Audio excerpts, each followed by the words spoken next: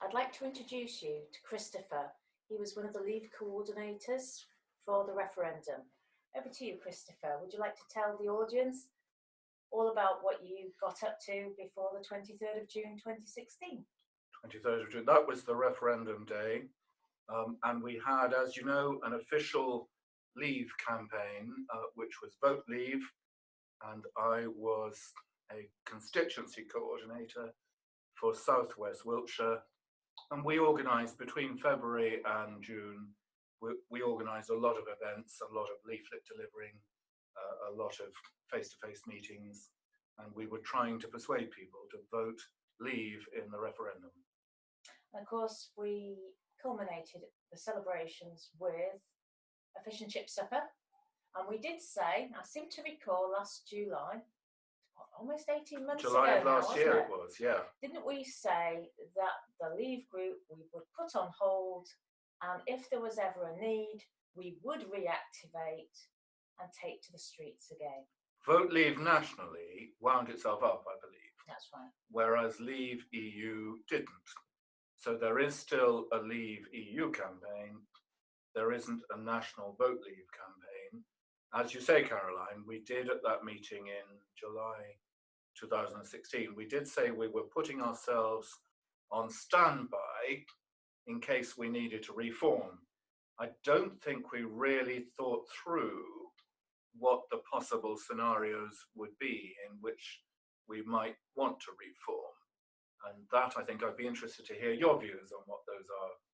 Well, it's interesting because I know quite a few of the Leave coordinators. They're still active. And for example, there is one Leave branch based in London, and they're very active on Twitter, Facebook. They actively write to business leaders, and they're even talking about doing flying visits to constituencies and lobbying certain MPs. They advise them before they go in, and then they go and meet the local constituents as well.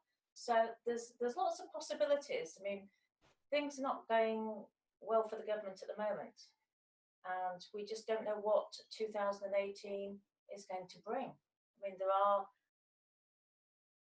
vague talks of general elections anytime between now and March 2019. So I think Brexiteers, in my opinion anyway, we should now be united, pulling together and looking forward to how we can hold the government's feet to the fire. Let me tell you a little bit more about the Vote Leave members that we had for the campaign in South West Wiltshire in that first half of 2016. There were dozens of people. There were fewer than 100, but they were really three groups of people that came together and worked very well together.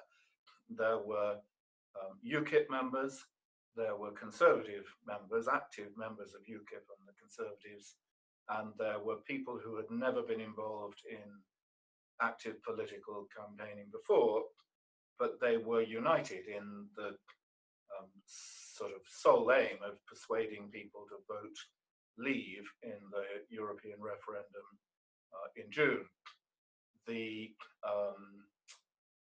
reason they were able to be so to work so well together, if you like, was that they were simply focused on that one issue about what the answer should be in the referendum, and the political parties did not have a clear, or most political parties did not have a clear categorical message, except I suppose for UKIP. Though even, oddly enough, even in UKIP, there were some members who decided they were going to vote to remain, which struck me as a bit odd, but there we are. That struck me as being a bit strange as well. But I think at the end of the day, I mean, what I'm really concerned about personally is the fact that our military still has a big question mark over it.